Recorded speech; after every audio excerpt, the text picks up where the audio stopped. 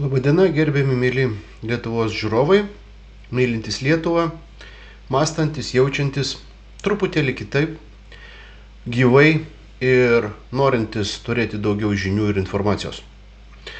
Šiai dienai tie, kurie klykia, kad aš kažkoks konspirologas arba vėl kažkoks gąsdintojas, tai leidžiu išsijungti iškart ir čiuožti pas tuos marmaliauskus ir marmaliatorius, kurie perpasakoja jums svetimas idėjas iš svetimų galvų ir galvoja, kad kažką masto. Taipogi ten, kurie daro su visokiais Aristovičiais jums smegenis, pudrina ir visais kitokiais žydijos atstovais. Va ten jūs galite, ten jūs gaunat tikriausias melo legendas ir paklystate ten. Taigi, šiai dienai rytas, atsibudau ir žinios, kurios šiai dienai subėgo pilnai vieną virtinę ir sudarė labai didžiulę grandinę, vat ir bus šiai dienai jums parodytos, kadangi reikia suvokti ir susivokti pagaliau, ką daryti kiekvienam atskirai, net nežinau kaip pasakyti. Yra toks posakis, nori keisti pasaulį, keisk save. Nes jeigu mes patys savęs nepakeisim, mes vienas su kitu nerasim bendro pokalbio, bendrų idėjų, bendrų minčių ir bendrų bangų. Taigi pradėkime nuo to, kad per pastarosius, net sakyčiau, pusantro mėnesio, sakysim 2, Putinui globaliai buvo išreikšti 3 ultimatumai. Vat ką tik išėjo, sakysim taip, 3. Parodysiu, kad šį dienai prieš Putiną, ne prieš Rusiją, ne prieš Rusijos federaciją, prieš Putiną susivienijo visas blogio globalizmas. Kodėl? Tam, kad jų tikslas sudraskyti Rusiją ir pasimti resursus, jūs šitą labai gerai visi žinote. Tam, kad visam šitam šetoniniam liuciferiniam blogiui reikia nuversti Putiną, todėl, kad jis šį dieną yra vienintelis pasaulio suverenas ir saugoja vientisą Rusiją ir neleidžia ateiti dar paskutiniam vadinamam skaitmenos kastiniam konclageriui, tai vieni mato, šitą kiti nemato, tačiau aš parodysiu jums atvirą medžiagą. Tai nėra iš kažkokių slaptų, ištrauktų iš kažkur, žinote, informacijos ir interpretacijos. Ne. Atviri šaltiniai.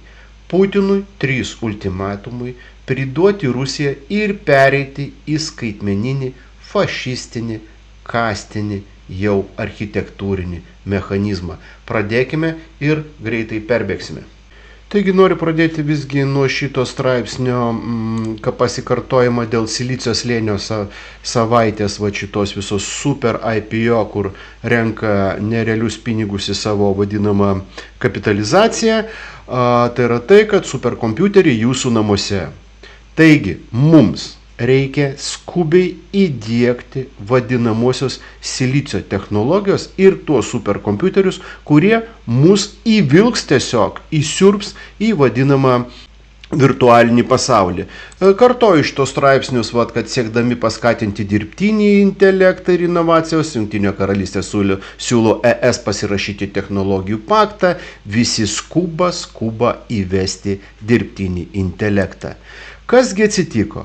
Nepykit, kad kartosiu, bet reikia šitą prisiminti.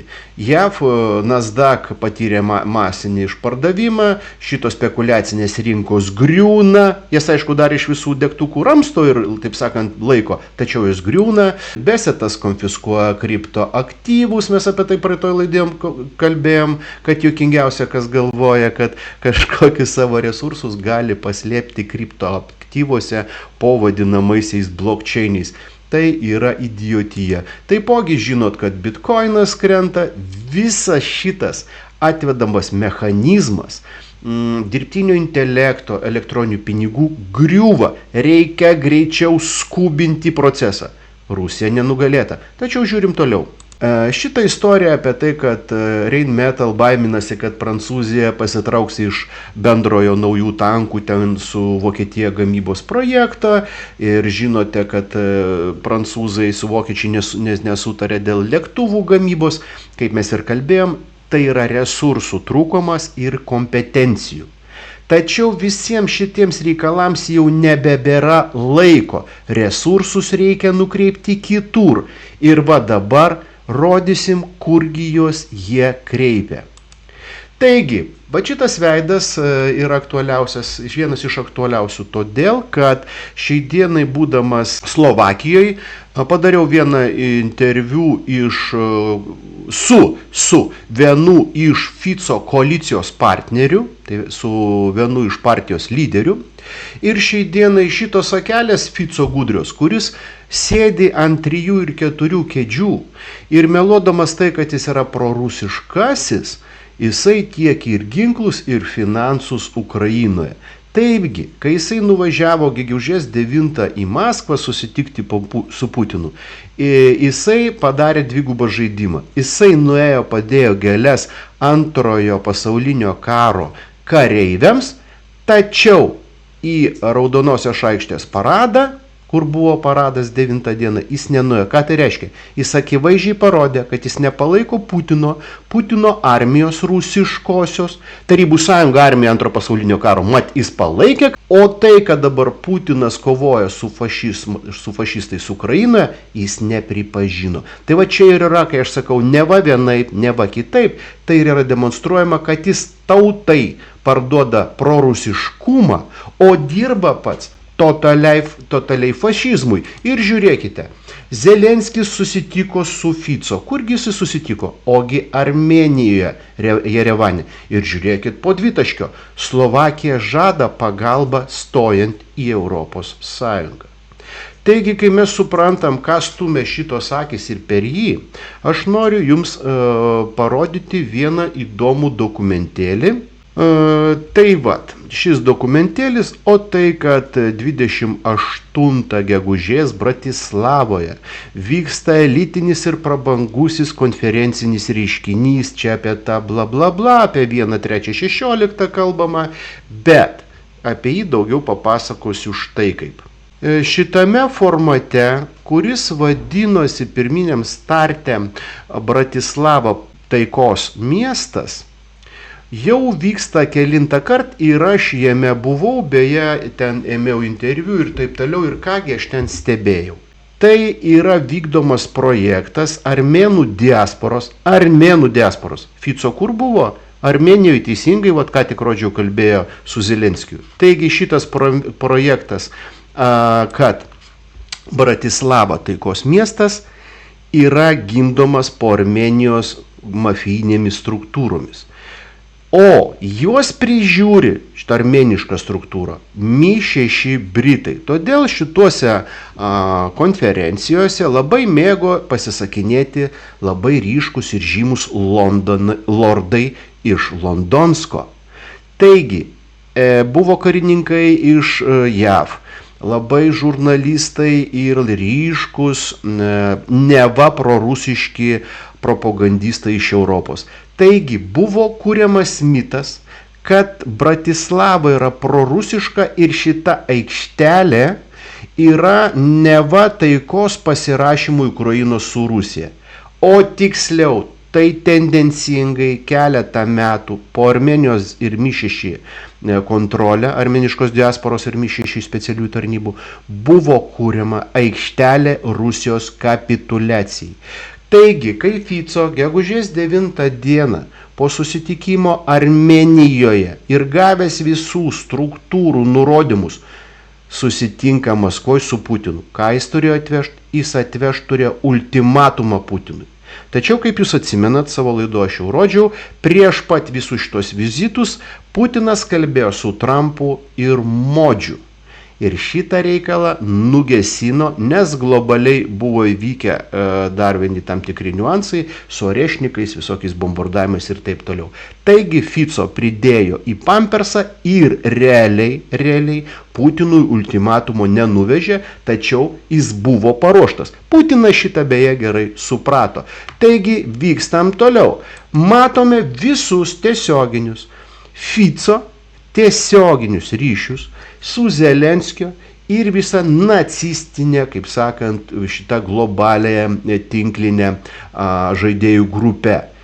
Jis dalyvauja ir jo Bratislavoje kuriama aikštelė, kartoju, kurioje turi būti paguldyta Maskva ant kapituliacijos. Pradėkime nuo to, kai buvo parengtas antras vadinamasis ultimatumas Putinui, tai kai buvo Sankt Peterburge tarptautinis ekonomikos forumas, kuris va čia vyko birželio jau 3-6 dieną. Kasgi vyksta birželio 3-6 dieną? Nesvarbu, nekalbėsim apie tai, kiek ten Putino penktosios kolonos visokių finansistų ir visokių marmalų jį pridavė ir pasakė, kad Rusija neturi teisės jokiam ekonomikos kilimui. Jie pasisakė toje aikštelėje tai, kad jie pasiruošė Putiną nuversti ir sudalinti Rusiją. Ir prasideda ženklai, čia vidiniai Rusijos ženklai, kad Rusija parengta sudalinimui. O išorės ženklai atrodo taip. Va, čia BBC. Taigi, paskutinę dieną šitas Sankt Peterburgo, Leningrado srityje pradėjo kristi Ukrainos dronai. Atsimenat, jūs žinot gerai, prasidėjo, kol vyko tas samitas, konferencija, masinis bombardavimas. Iš kur dronai skrydo? Tiesa, nieks nežino, bet dabar, kaip žinote, jūs jau į Latviją pakviesti Ukrainos neva specialistai, kurie padės kovoti su savo pačių dronais. Bet iš kur jie skrydo, kaip Lietuvoje mūsų šitas pasisakė, nieks jų nematė kaip skraidančių olandų, bet jie buvo. Už tai pasakyti, kieno dronai Lietuvagi nežino. Taigi, prasideda didžiosios provokacijos konferencijos metu. Skrenda Ukrainos dronai. Iš kur? Žinoma, iš kažkurgi skrenda. Sprogsta aplink Leningradą. Antra provokacijos elemento dalis buvo Zelenskio laiškas Putinui. Matot, laiškas pasiekė tikslą. Jis nepasiekė jokio tikslo. Zelenskis buvo išgaidintas ir išgaidintas buvo ne jis, o išgaidinti buvo tie šeimininkai, kadangi šitas figleras aktorinis ir pastatytas korporacijos rezidentas, jis nieko nesveria. Išgaidino Putinas tuos savininkus ir minčių supinėjus, kurie rašė tą laišką. Ir buvo pasakyta, jisai pasakė, tęs karą. Taigi, iš pradžių į Putinui buvo vidinės grupuotės pasisakymas, kad jį išduoda penktoji kolona ir jo politinis sluoksnis, elitai vadinami. Antras yra dronų ataka. Bandoma parodyti, kad karinės pajėgos Rusijos nesusitvarko ir galimai išduoti Putiną.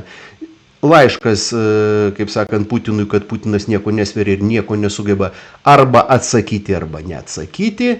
Ir tai, ką aš jau minėjau, Putinas apdovanojo šitą karininką, didvyrio žvaigždę, ir staiga birželio 7 ateina pranešimas, kad jis žuvo fronte. Putino patikimas žmogus fronte žūsta. Kaip jūs suprantat, teisingai, išdavikai jį grochnuli. Tai buvo ženklas Putinui irgi. Birželio 7, čia kaip vyko ta konferencija ekonominė Piteryje. Matot, žūsta Putino žmogus. Taigi, tęsintis šitiems visiems dronų nuotykiams, buvo atakuotas Sevastopolis, kur buvo sunaikintas muziejus ženklinis. Tai yra tam, kad pabandyti pavaizduoti, kad Krymo gynyba nieko nesugeba, o tuo pačiu metu dar, kaip sakant, po čia dienos dronais buvo atakuotas traukinys Kryme. Taigi viskas buvo padaryta parodyti, kad šį dieną Ukraina perima iniciatyvą ir jau mūšio lauke praktiškai pradėjo dominuoti, o Rusijos visos pajėgos nieko nesugeba. Taigi, visame šitame kontekste mes turim suprasti, kad šitie įvykiai dronai, to žmogaus karininko mirtis, laiškas Zelenskio, vidinės elito išdavystė vyksta per kelias dienas. Už tai į Užsienio reikalų ministeriją birželio 11 dieną atgužėjo Prancūzijos, Britanijos ir Vokietijos ambasadoriai į Maskvą. Ką jie atvežė? O jie atvežė Putinui antrąjį ultimatumo, kaip sakant, variantą. Pirmas turėjo ateiti nuo Fico, kaip aš jums rodžiau, kad ultimatumas turi būti pasirašytas Bratislavoje, o dabar jau atvežė 3 gigantai, ambasadoriai iš Prancūzijos, Britanijos ir Vokietijos, su reikalavimu pasiduoti. Tačiau kurioje vietoje gavo iš straublį, šlykštų tokį spjūvį. O tai, kad jų net nepriėmė Lavrovas, o jų priėmė jo pavaduotojas. Ir Lavrovas pasakė, kad kaip ten yra ukrainietiškai galima pasakyti tokių žodžių, pasasembo. Taigi jisai perdavė ir patvirtino Rusijos žodžius, kad Rusija kariaus. Kągi, lieka trečiasis, kaip sakant, variantas, kaip formuoti trečiąjį ultimatumą ir patį griežčiausią. Kad Putinas tuoj nuvirs ir jau jam viskas, Zelenskis, kaip žinia, jis geriau žino, aišku. Ir kasgi pas mus formuoja vadinamosius reitingus. Taigi Zelenskis sako, Putino likimų jau šakėcas, reitingai krenta ir čia ir pas mus Lietuvoje daug tokių yra sektantinių žmogučių, kurie pradeda fašistinius ženklus kilnoti visur piešti ir taip toliau. Beje, Lietuvoje YouTube pilna yra nacistinių ir fašistinių ženklų, tie, kurie uždrausti pagal Lietuvos įstatymą ir lygiai tiek pat pilna ženklų tų vadinamųjų buvusiosios tarybos sąjungos, kurie irgi uždrausti, irgi pilna. Tačiau mūsų kontrolės kažkodėl tai akelės tai nemato. Taigi, čia atsiprašau mažas intro, tam, kad mes su savo nematymu ar nekompetencija ar kvailumu savo keliam milžinišką pavojų, o tai aš rodžiau praeitoj laidoj, kaip įvyko sutartis ir mūsų tarnai visgi pasirašė po Lietuvos sunaikinimu. Taigi Zelenskis va tokį rodydamas, kad Putino jau visiškas, kaip sakant, reitingas nukrito, reikia jį versti. Tai yra ženklas tom pačiom Putino elitom. Va, viskas. Sprendimas priimtas. Ir prasideda įvykiai.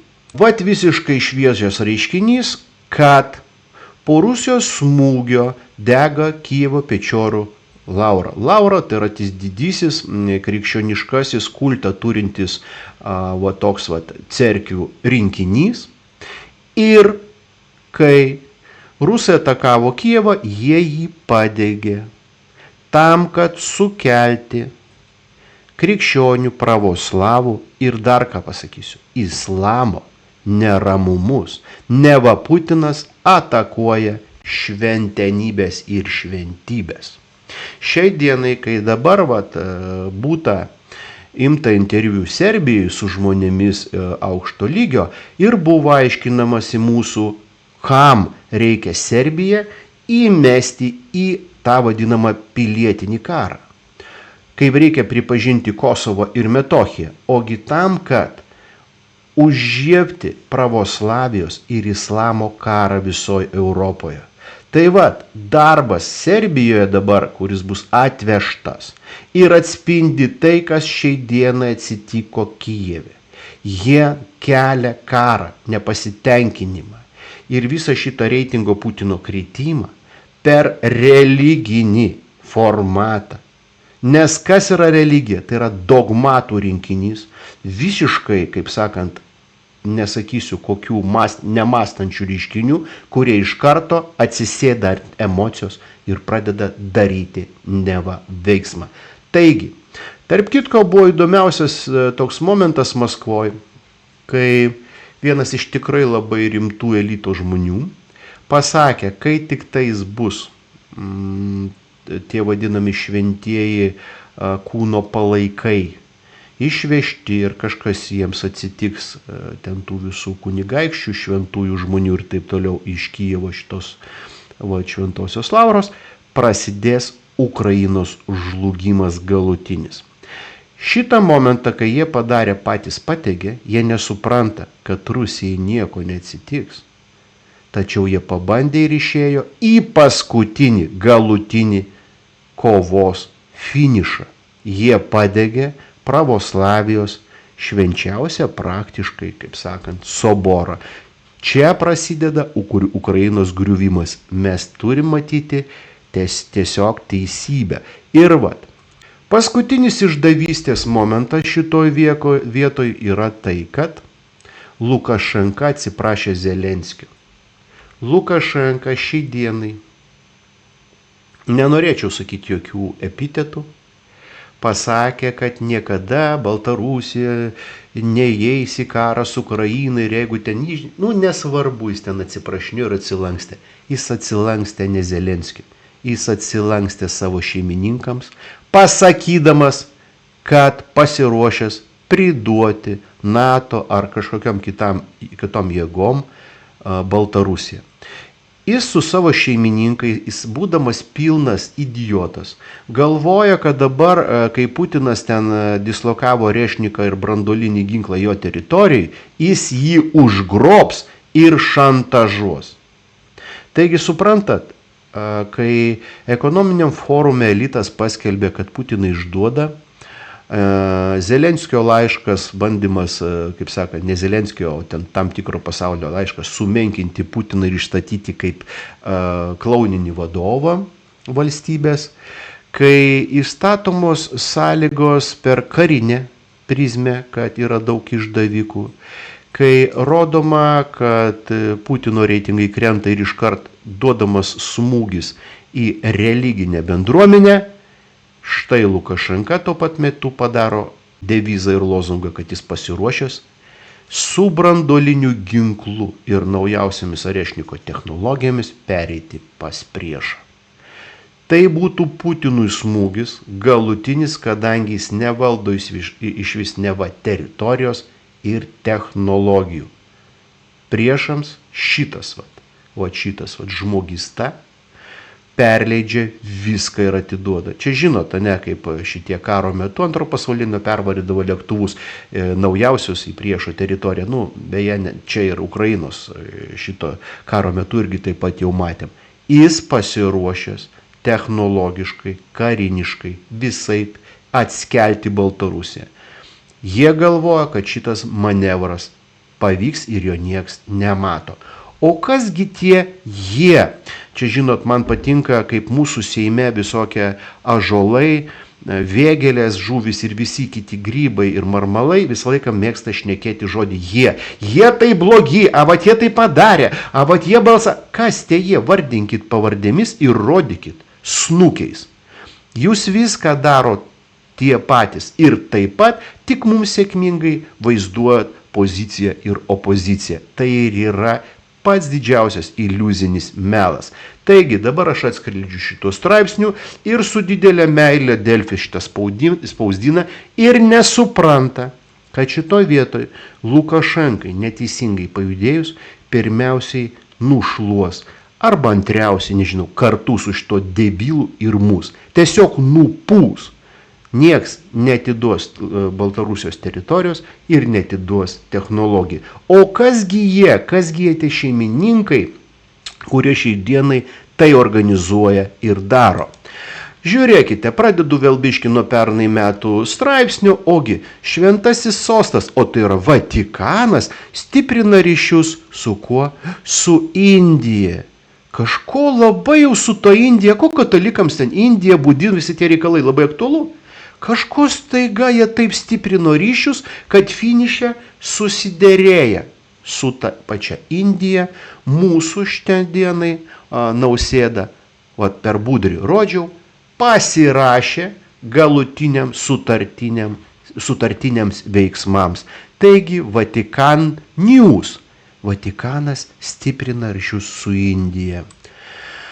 Žiūrėkit, kai tik tais, jeigu jūs atsimenat, buvo ataka dabar JAV į Iraną, prieš tai dieną dvi į Izraelį atvyko Modis. Strateginė sąjunga ir ideologinis suartėjimas. Modis, Indija, ideologinis suartėjimas su žydais? Jums nėra kažkokių tai, kaip sakant, perturbacinių katinių klizmų, kataklizmų, kažkaip nesusideda ar susideda visos tos mozaikos. Pas Izraelį ir Indiją ideologinis suartėjimas, strateginė sąjunga, dar iš tikrųjų turėjo parašyta būti karinės technologijų pasikeitimas ir karinės technologijos Izraelio aprūpinimas iš Indijos pusės. Kodėl? Tam, kad tęstusi artimųjų rytų performatavimas. Taigi, ką tik rodžiau Vatikaną, kuris buvo iš priešingos pusės, o dabar rodau, kaip Modis kaip sakant, va čia su rankytėm ištiestom ir pakeltom palaiko Izraelį. Beje, nepamirškime dviejų mano įdomių interviu, o apie tai, kad Izraelio specialiųjų tarnybų žmogus Kedmis pasakė, kad specialiosios tarnybos labai nemėgsta Netanyahu, tačiau nieko padaryti negali.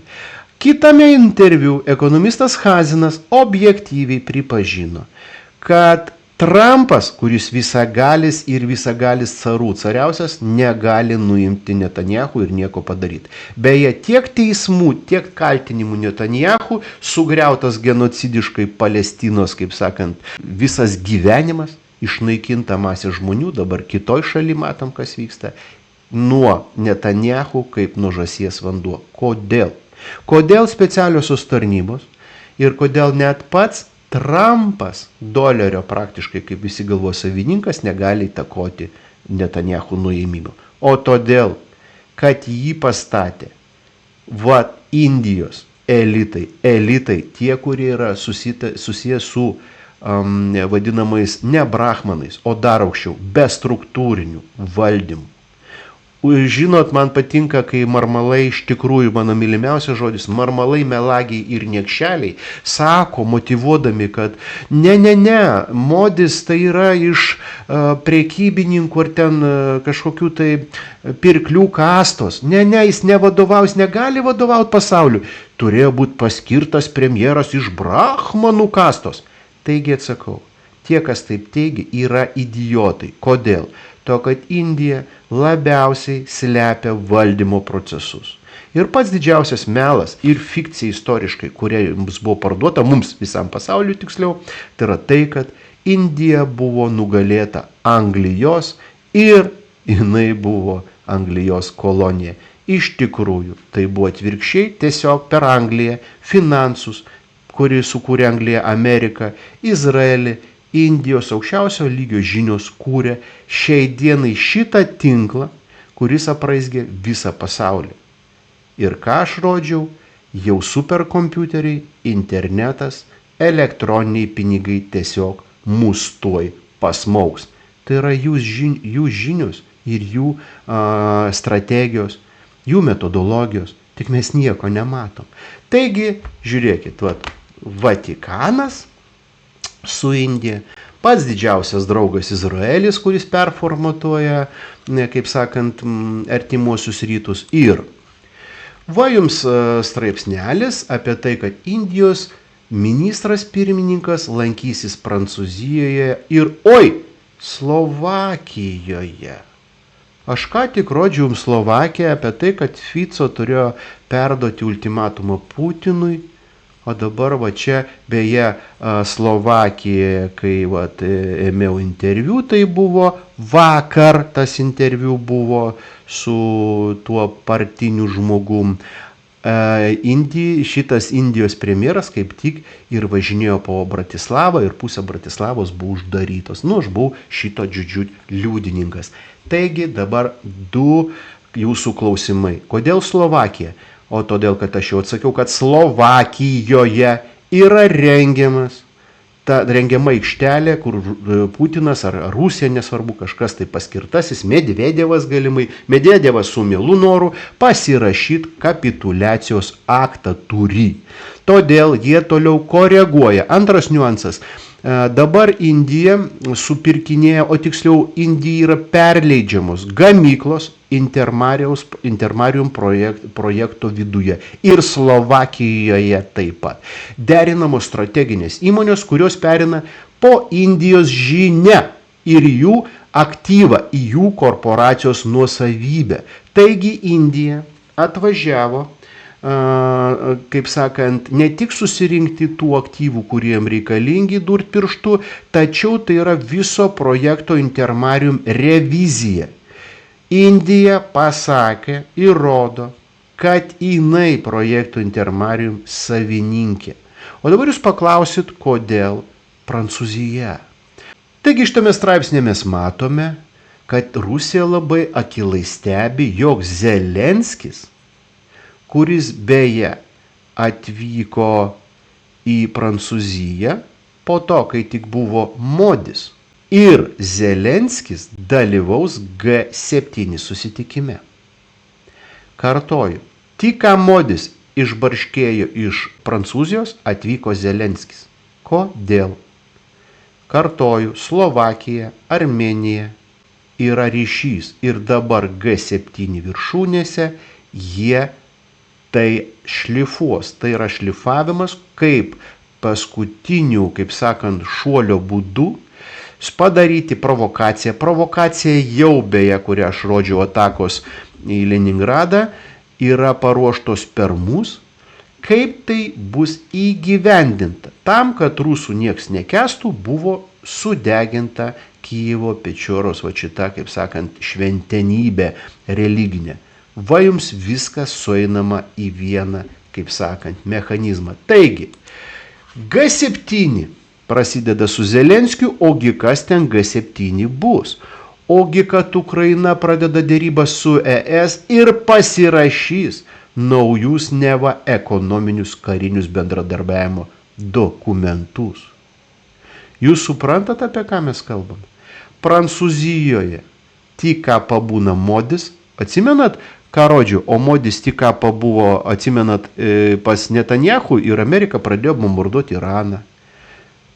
Modis pabuvo dabar G7 parengiamajame etape ir suderino klausimus, ką reikės daryti. Atbėgo Zelenskis, Europą pasirašo po karu. Ir Fico šiai dienai, tas vadinamas neva prorusiškasis klaunas, pasiima ant savęs didžiausią rolę. Va jum kas vyksta dabar Europoje. Viskas tęsiasi. O Lukašenka išduoda Putiną. Tačiau aš dar daugiau jums rodau. Slovakijos ministras pirmininkas Fico paskelbė apie pasirengimą Xi Jinpingo vizitui. Palaukit, tik ką jūs visus auditavo ir per užpakaliuką padrožė Modis ir Xi Jinpingis iš karto atvažiuoja. Atsimenat šitą 17+1, man atrodo, labai seną projektą, kur Kinija turėjo per ekonomiškai turėti labai stiprią invaziją į va šitą vakarinę Europos dalį, tą vadinamą posttarybinę sritį. Beje, labai stipriai jinai jau įlindus ir į Serbiją yra. Beje, Serbijoje kažkaip keistai, kai sulūžo stogas stotyje ir žuvo daug jaunimo, tai tą stogą renovavo tą pastatą Kinijos kompanija. Kaip keista viskas, tiesa, kažkodėl tai visur sutapimai. Taigi, tik ką grįžtų Modis išsinežino iš Slovakijos, o, kaip sakant, visi žino, kad Fico tuoj priims ir Xi Jinpingą. Kartoju, mes matom viską, ką aš dabar braižau, kaip visi globaliai yra priversti vienytis prieš Putiną. Jūs šitą mato? Pasižiūrėkit iš naujo mano laidą. Šiaip tai toks anekdotinis intro mažas, čia kad jūs nenukryptumėte. Ruginienė apie komandiruotę į Italiją ir Vatikaną su šeima. Kvietimą gavome iš popiežiaus. Eikit savo, ane Ruginienė, ir tave palaimino popiežius. Kad ir tu eitum, kaip sakant, darytum kaip tarnas, ką reikia. Tai va aš ir sakau, tipo visi elitukai, visi šitie klaunai pasirašė po va šitais veikėjais. Stiprina su Indija ryšius. Beje, pastebėjot, ką Budrys dabar Azijoje ten besimaldamas apie Indiją staiga mums traukia visas mintis ir visa kita. Kokia gera Indija ir koks geras Vatikanas. Tiesa, Ruginienė, ane? Taigi, kodėl taip trūksta laiko? Noriu atkreipti vieną straipsnį, žiūrėkit, kodėl ebola sugrįžta. Ir kas įdomiausia, kadangi Financial Times, kad čia rašoma, kad neva kažkokie ekspertai jau pasakė, kad jau tuoj sugrįž kažkokia lyga X, kažkokia pandemija X. Bet kaip juokinga, čia kaip mūsų Budrys, užsienio reikalų ministras mums aiškina apie ekonomiką, trąšas ir visą kitą, tai šiai dienai apie ebola lygą ir pandemiją rašo Financial Times, finansų leidinys. Atsimenat? Straipsnius rodžiau pradžioj. JAV rinkos krenta, bitkoinas, visa šitos tragedijos su finansais. Vat jums prašau, finansų Mega Timesas rašo, kad ateina pandemija. Kad ateitų pandemija ir būtų įvesti elektroniniai skirstomieji resursai, jie ne pinigai, ten ekonomikos nebus. Reikia nuversti Rusiją. Tai vat viską, ką aš dabar rodau, įpinti visi kareiviai, o Modis kaip išprotėjęs, tas statytinis menedžeris laksto ir derina paskutinį šuolį į karą. Ir dėl Lietuvos labai liūdna pripažinti, kad jau praktiškai yra nuspręsta. Tačiau noriu atkreipdėmėsi į visus nors kiek mąstančius, į visų tarnybų, visų valstybinių institutų dar veikėjus, organizatorius, sėdinčius kėdėse ir susimastyti. Jūsų niekam nereikia. Nereikia iš tikrųjų jokių seimų, nereikia visų klapčiukų ir menedžerių, jokių nausėdų nereikia, niekam nereikia nieko. Susimastykite apie tai. Paraleliai noriu atkreipdėmėsi, nesuvokiama, kad dar neaišku, kas bus premjeras. Čmilytė čia labai nervinasi apie tai. Ir visas šitas kipišas pas mus Lietuvoje su šita klauno Žemaitaičio, šita porcija cirkų privedė prie ko? Kad mums netyčia, mums palaikant ir neva darant kadrų kaitą, buvo atvesta vardan Lietuva. Priminsiu, žiūrint į Financial Times, kad reikia atvesti pandemiją vardan Lietuvai. Kas tenais trinasi? Teisingai, Veryga, kuris specialistas pandemijų klausimais. Taigi noriu Jums paraleliai priminti du niuansus ir vienas iš jų video. Jūsų tiesiog paklausti, 2000 ateities spėjimo laikas, kokie mums bus tie 2025 jūsų? Žinokit, aš galvoju, kad tai turėtų gan stipri permaina būti. Vien jau Trumpo atėjimas turėtų labai gerų vėjų mums įpūsti. Iš tikrųjų, žinot, aš netgi Seimo pirmininkas Skvernelio, kai klausau, kad jis netgi pavyzdį pateikinėja, kad kadrus reiktų valyti kaip Trumpas. Taip, jis labai gerai tą paminėjo. Aš bijau paminėti, pas jūs laidoje ar kažkur girdėjau. Kaip Jums šitas video vadinamojo jūsų favorito opozicionieriaus ąžuoliuko?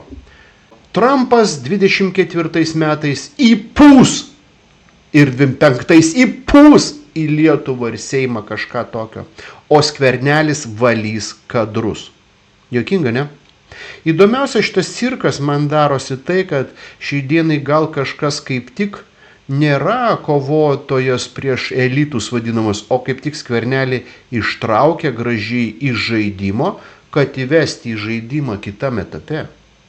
Vardan Lietuvos, kuris Skverno kūrinys su Veryga, pakartosiu, kurie atvedė pandemiją mums.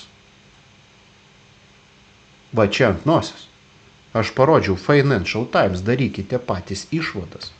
Tęsiant Čmilytės nerimą dėl to, kad jau reikia skirti ir pradėti protestus, mūsų VSD vadovas Bridikis, priešas agresyvėja. Aš tai pasakysiu vieną, jeigu jūs mastot apie save kaip apie išlikimą, pamastykit, ką aš parodžiau. Priešas aktyvėja kuris? Jeigu jūs galvojat, kad yra paprasta padaryti šitas provokacijas, ką aš parodžiau, atskirt Baltarusiją su visais balvonais ir debilais ir gauti technologinių tokį rinkinį, tai aš nežinau, kaip čia kas yra idiotija. Jeigu įsivaizduokit, kad aš Ainis Petkus, kažkoks vaikščintis, bėgiojantis, kažkas tai, suprantu apie šitas aferas, jūs galvojat, kad aukštesniam lygyje arba aukščiausiam lygyje kažkas kažkaip viso to nemato, kad jūs darot atvirkštinį išvirkščią variantą ir už tą nereikės atsakyti? Taigi aš suprantu jūsų momentą, ko jūs visi skubat. Financial Times, finansai griūna, reikia pasaulėlį dalintis, kuris jums nepriklauso, kažkoks Xi Jinpingas, Netanyahu, kažkoks Modis su savo elitais, su savo teisanais dalinasi pasaulį. Jūs juokaujat? A pasaulis jūsų? Atsakykit, prašau. Man atrodo, kad jūs to nusutvėrėjo gausite taip į gaublį savo durną, kad jis pasidalins labai greitai. Taigi, Aš suprantu, va tokį va momentą, žiniasklaida, Pentagoną užvaldė paranoja. Teisingai. Karininkai negali gauti informacijos, negali sužinoti to, nuo planų 3-16, o todėl, kad ten išdavikų irgi krūvos ir JAV kaip korporacija tų laikų yra transformuojama į kitą korporacijos turinį ir jinai griūna. Todėl kas laužomi pirmiausiai? Karininkai. Už tai Pentagoną užvaldė paranoja. Ir va šitoj vietoj, žiūrėkit, tam, kad visą šitą cirką paslėpti, kad jūs nematytumėt, durnius Trumpas, kuris įputinėja į Seimą ir Lietuvą naujų vėjų, kaip sakė Valka Ąžuolas, su visa kadrų valymo grupuotė. Ką daro? Trumpas užsipolė popiežių. Popiežius toks anoks. Vat, kaip sakant, jis nesupranta, jisai silpnas, jis lenda į savo reikalus. Kam šito cirko reikėjo? Ogi tam, kad dabar pasakyti neseniai, kad Trumpas pavadino Indiją pragaro skyle. Žiūrėkit, kai tik tais jungiasi grupuotės į paskutinę kovą, kažkas tai išlenda menedžeris kitas klounas ir tai bando pavaizduoti, kad to nėra. Tai ir yra uždengto, nematomo arba norimo paslėpti procesų vadinamas Copperfieldo judesių turinys. Va jums ant akių, kas yra slepiama. Tik mūsų marmalai gali šitoj vietoj tyčiotis ir galvoti dėl šito straipsnio. Putinas paskambino Trumpui ne tik pasveikinti su gimtadieniu, bet ir pasiskųsti. Jūs galvot, kad Putinas durnas ir skambino dabar Trumpui, ten neva parašė laišką ir šitą patį kažkoks gimtadienis. Jūs ką? Putinas Trumpui paskambino ir pasakė, durneliai, visas šitas jūsų cirkas yra matomas.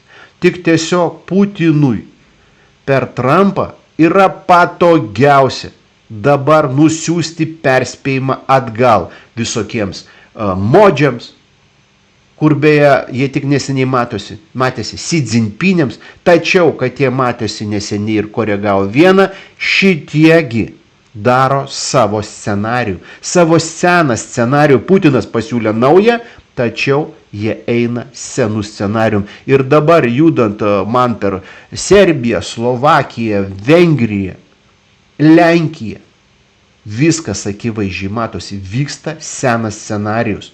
Tas, kurie galvo, kad jie monopoliškai paleis, ką aš rodžiau, virtualų pasaulį su skaitmeniniu konclageriu, kuris per socialinius reitingus bus sukonstruotas kaip Indijos kastų turinys, tik elektroniniu feudaliniu būdu. Ir vat Putinas sako, vaikai, nejuokaukit, nei su Lukašu, nesgi Amerika dabar su Lukašenka ten santykius statinėja, nei su pandemijom, nejuokaukit. Už tai sakoma, rašoma, visur dabar marmaliojama, kad Trumpas iš karto labai Netanjahui paskambino, pirminiam Indijos statytiniu, kaip rodžiau, ir labai griežtai pakalbėjo. Bet Trumpas, kaip aš sakiau, nieko nesveria. Ni iš viso. Jis tik daug makaluoja rankom, tik taip makaluoja, kad žiūrėkit, kad neperšaltų. Bet šitoj vietoj Putinas pasiuntė žinią atgal visiems šitiems modžiams ir visiems kitiems tipo Rusijos draugam. Taigi šitas straipsnis, kad Putinas paskambino Netanjahu, aš noriu parodyti, kad jis yra senas, rugpjūčio 4 dienos pernai metų. Jis yra koreliuojasi su tą, ką aš jums rodžiau. Putinas paskambino Trumpui dabar, Trumpas Netanjahu, tačiau šitas žaidimas Putinas, Trumpas, Netanjahu, Putinas, Trumpas ir taip toliau vyksta labai aktyviai, todėl, kad visa šita laida, ką aš jums dabar parodžiau, įrodoma, kad satanistų, liuciferistų visa šita mašina, visų šitų vadinamų masonų, iliuminatų, hebra susivienijo sudeginti pasaulį. O šito vietoj noriu atkreipti Lietuvą dėmesiu, klaunų reiškinys. LTG Infra nutraukė sutartį su Rail Baltica Neries tilto rangovu. Taigi statėm, kaip pulverstukas, atsimenat, sakė, statėm, į nifiga nepastatėm. Nebus jokio Rail Baltica, todėl, kad čia buvo plovimui pinigai, įlieti tos pinigus į vidinę rinką ir dar išsilaikyti tol, kol grius Rusija. Rusija negriūna. Ir žiūrėkite, toks juokingas Latvijos premjeras dvitaškis. Kaimynai nori, kad mes pirmieji tai pripažintumėm dėl Rail Baltica. Tai yra mega 3 mūsų teritorijų klapčiukų statybos reiškinys, kur norima pasakyti, kad, jisai sako, Lietuva ir Estija nenori pasakyti, kad tai bankrotas. A kodėl jis pasakė, kad Latvija pasakys? A to, kad Latvija pirma kaip teritorija bankrutuostų. Ir ant jos bus suversta, kad neva, šito projekto nepastatėme. Ir šiandieninis Nausėdos, kaip čia pasakyti, vadinamas metinis pranešimas. Esame taikinyje, į kurį nuolat lekia didelės ar mažesnės strėlės. Nausėda šiai dienai po visų suderintų reiškinių pasakė, kad mes esam taikinyje. Tai yra, kai Kijevas, kaip nacistinis fašistinis reiškinys yra bombarduojamas, jie patys padega šventus pastatus ir padaromas taikinys. Į mūsgi lekia strėlės neva dronai. Jūs juokaujat? Kur parodykite tie dronai? Jų nieks nematėt, kaip nematė, bet jie yra. Tai visą laiką ir žinot, frazė Nausėdos buvo geniali. Pasirodo, kad mūsų nekenčia už tai, kad mes esame laisvi. Dabar pasakykite Nausėda ir visi kiti šitie seiminiai tarakonai korporacijos. Mes esame laisvi, kai inauguruota Vokietijos armija ir tu pridavai savo įgaliojimus kitai armijai, mes esam laisvi. Poligonų statybos, rengimas mūsų karui, pastovios provokacijos, mes esame laisvi. Kai pas mus eurus moka pinigėliai Briuselio korporacija, mums išduoda kiek priklauso, mes esame laisvi. Parodykit nors vieną laisvę, kaip mes neturim nei vieno savo banko. Nei vieno. Visi sudalyvavote, kad ateitų skandinavų bankai. Tiek pas mus laisvės. O visą šitą laisvę šiai dienai apvienijo ir pasikartosiu, įrodau dar kartą, padarė štai šitas popiežius. Nebijokime dirbtinio intelekto, siekime, kad žmogus būtų centre. Centre ko? Skylutė būtų kur? Tai aš iškart, pažiūrėkit laidą mano iš pradžių, rodžiau. Dirbtinio skaitmeninio intelekto, šitų kripto pinigų elektroninių kaip konslagerinių socreitingo atvesti jie negali, to, kad nenugalėta Rusija. Jau jis paskelbė popiežius, jau jisai paskiria dirbtinį intelektą į caro šitą karaliaus vietą, jis jį inauguruoja mums ir pašventina, kad jis yra vienintelis ir vadinamasis tikrasis valdovas šio pasaulio, o procesai neįvyko. O kodėlgi, kartoju, Rusija negriuvo, resursai nesudalinti. Taigi makaluojasi šitie klaunai ir dalina pasaulį, kuris jiems nepriklauso. Šitie vadinami apsišaukėliški dievai nori susirungti su sutvėrėju. Labai siūlyčiau visiems tai pagalvoti ir klausimas, ar mes norim dar šitą iliuziją pasidžiaugti, ar bent jau pamatyti, kaip auga, kaip ten sakė, mūsų sodai, auga gal mūsų vaikai. Ne, tai ne. Patys susimastykit. Už tai noriu priminti štai šitą multiką, 58 metų, jisai vadinamas yra Berniukas iš Neapolio. Atsimenat, kai buvo sugadintas gaublys, prašautas beje, ir jisai šitas vaikas nešė gaublį suremontuoti gerai fėjai. Tačiau blogi veikėjai, visokios rakanos piktadariai ir plėšikai stengiasi šitą, kaip sakant, vaiką apgauti, sugundyti ir atimti gaublį ir padalinti į dalelės arba ten, kaip į savo, sakysim, resursus. Visą tai, ką aš jums parodžiau šiai dienai visoj savo laidoj. Ir noriu pasakyti, norite kažką pakeisti, pakeiskit save. Jeigu jūs neatsakysite už savo elgesį, neatsakysite už šitą gražų gaublį, tai žinokit, mėlėjai, negaliu ką jums daugiau pasakyti, nes mūsų pastangų, mano pastangų nešti šitas žinias rodyti, kad yra protingų žmonių ir norinčių vieni kitiems pagelbėti, mano pastangų bus mažai. Jūsų reikia kiekvieno.